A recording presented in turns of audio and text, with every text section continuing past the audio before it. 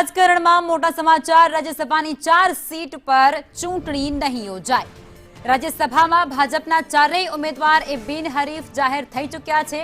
ગુજરાત વિધાનસભાનું સત્તાવાર notification form પરત ખેંચવા માટે આજે અંતિમ દિવસ હતો, ત્યારે કોંગ્રેસ અને આપ તેમાં ઉમેદવાર ઉભા નહોતા રાખ્યા, જેને લઈને ભાજપના ચારેય ઉમેદવાર બિનહરીફ થઈ ચૂક્યા છે।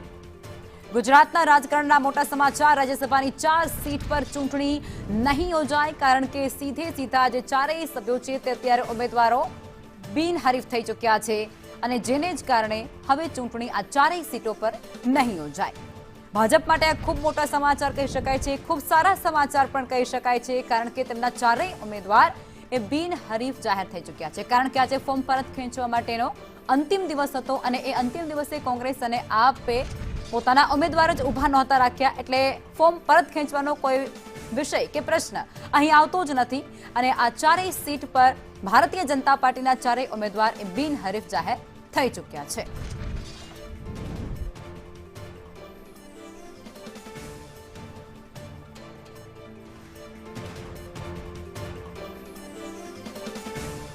તો ગુજરાતના રાજકારણના આ મોટા સમાચાર। ભારતીય જનતા પાર્ટીના ચારેય ઉમેદવાર જે અત્યારે બિનહરીફ જાહેર કરવામાં આવી ચૂક્યા છે।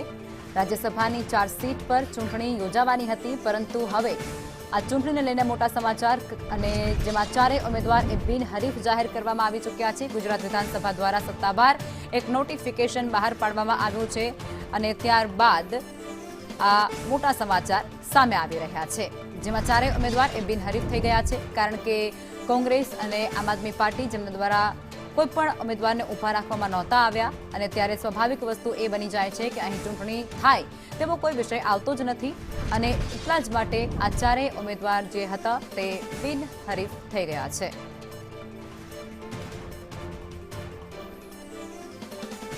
આ ચારેય ઉમેદવાર બિનહરીફ થતાની સાથે જ તેમના કાર્યકર્તાઓમાં પણ અનેરો ઉત્સાહ જોવા મળી રહ્યો છે।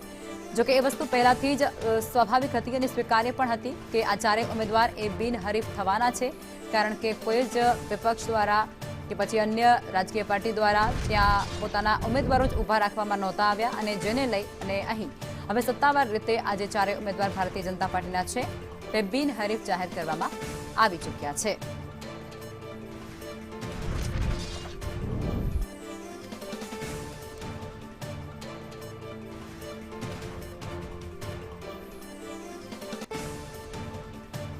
તો રાજ્યસભામાં ભાજપના ચારેય ઉમેદવાર બિનહરીફ જાહેર થઈ ચૂક્યા છે, જેને લઈને આ સૌથી મોટા સમાચાર અત્યારે સામે આવી રહ્યા છે। ગુજરાતના રાજકારણ માટે પણ આ ખૂબ મોટા સમાચાર કહી શકાય છે, કારણ કે આ ચારેય ઉમેદવાર રાજ્યસભાના જેઓ બિનહરીફ થઈ ચૂક્યા છે, જેમાં અનેક નામ ચારે ચાર જે હતા ઉમેદવાર તેઓ બિનહરીફ થતાની સાથે જ તેમના જે કાર્યકર્તાઓ છે તેમનામાં અસહ્ય ઉત્સાહ જોવા મળી રહ્યો છે।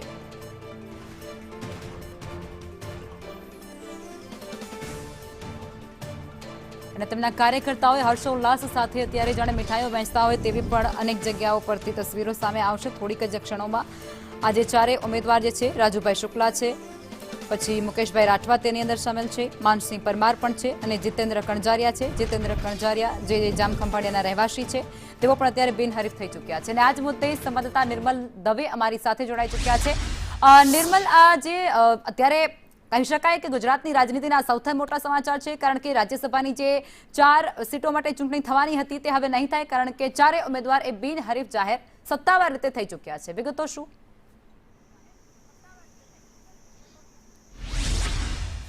બિલકુલ, આશા અને અપેક્ષા રાજકારણીઓ એવી સેવી રહ્યા હતા કે ગુજરાતમાં હવે જે ચૂંટણી યોજાય અને તેમાં ચૂંટણી પ્રક્રિયા હાથ ધરવામાં આવે, કેમ કે લોકસભાની ચૂંટણી તમે જોઈ 2024માં કે જેમાં સુરતની સીટ બિનહરીફ થઈ હતી, તાલુકા પંચાયત સ્થાનિક સ્વરાજ્યની કેટલીક જે ચૂંટણી પ્રક્રિયા થઈ તેમાં પણ અનેક સીટો બિનહરીફ જાહેર થઈ, એટલે કેટલીય જગ્યાઓ પર ચૂંટણી યોજાઈ નથી, એટલે રાજકારણીઓ એવી અપેક્ષા પણ રાખી રહ્યા હતા કે હવેની જે કોઈ પણ ચૂંટણી આવે તેમાં ચૂંટણી પ્રક્રિયા થાય તે પ્રકારની સંભાવના રહે, તે પ્રકારના સમીકરણો બેસે। પરંતુ હવે સ્થિતિ એ આવી છે કે રાજ્યસભાની ચૂંટણીમાં 4 બેઠકો માટે ઉમેદવારી થઈ હતી, અને ભાજપના 4 ઉમેદવાર હતા। કોંગ્રેસ અને આમ આદમી પાર્ટી સંખ્યાબળ ઓછું હોવાને કારણે તેમણે ઉમેદવાર ઉભા રાખ્યા નહોતા। 4 તારીખે ફોર્મ પ્રક્રિયા થઈ હતી કે જેમાં ફોર્મ ભરવામાં આવ્યા હતા અને ત્યારબાદ જે સમયાંતરે વિવિધ જે નિર્વાચન અધિકારીની પ્રક્રિયા છે તે પ્રક્રિયાઓ પૂર્ણ કર્યા બાદ આજે 11 તારીખ એટલે કે છેલ્લો દિવસ હતો ફોર્મ પરત ખેંચવા માટેનો. 3 વાગ્યા સુધીનો સત્તાવાર સમય હતો અને 3 વાગ્યા સુધીમાં ભારતીય જનતા પાર્ટીના જે ઉમેદવારોએ ઉમેદવારી કરી હતી તેમાંના એક પણ ઉમેદવારે પોતાની ઉમેદવારી પરત ખેંચી નથી. તો બીજી બાજુ કોંગ્રેસ અને આમ આદમી પાર્ટીએ જ્યારે ફોર્મ જ નથી ભર્યા તો તેવા સંજોગોમાં તેમની ઉમેદવારીના ફોર્મ પરત ખેંચવાના કોઈ પ્રશ્ન રહેતા જ નથી. આમ હવે ગુજરાતની જે 4 રાજ્યસભાની સીટ હતી અને તેમાં ભારતીય જનતા પાર્ટીના 4 ઉમેદવાર હતા તે તમામ ઉમેદવારો બિનહરીફ જાહેર થઈ ગયા છે. એટલે આ કારણોસર ગુજરાતમાં હવે રાજ્યસભાની ચૂંટણી યોજાશે નહીં. આજે ફોર્મ પરત ખેંચવા માટેનો છેલ્લો દિવસ હતો અને 18 તારીખે ચૂંટણી પ્રક્રિયા હાથ ધરવાની હતી, પરંતુ એક પણ ઉમેદવારે ફોર્મ પરત ખેંચ્યું નથી અને કોંગ્રેસ અને આમ આદમી પાર્ટીના એક પણ કેન્ડિડેટ ઉમેદવારી કરી રહ્યા નથી. એટલે આવા સંજોગોમાં ગુજરાતની રાજનીતિના અત્યારે સૌથી મોટા સમાચાર સામે આવી રહ્યા છે કે ગુજરાતમાં રાજ્યસભાની ચૂંટણી નહીં યોજાય.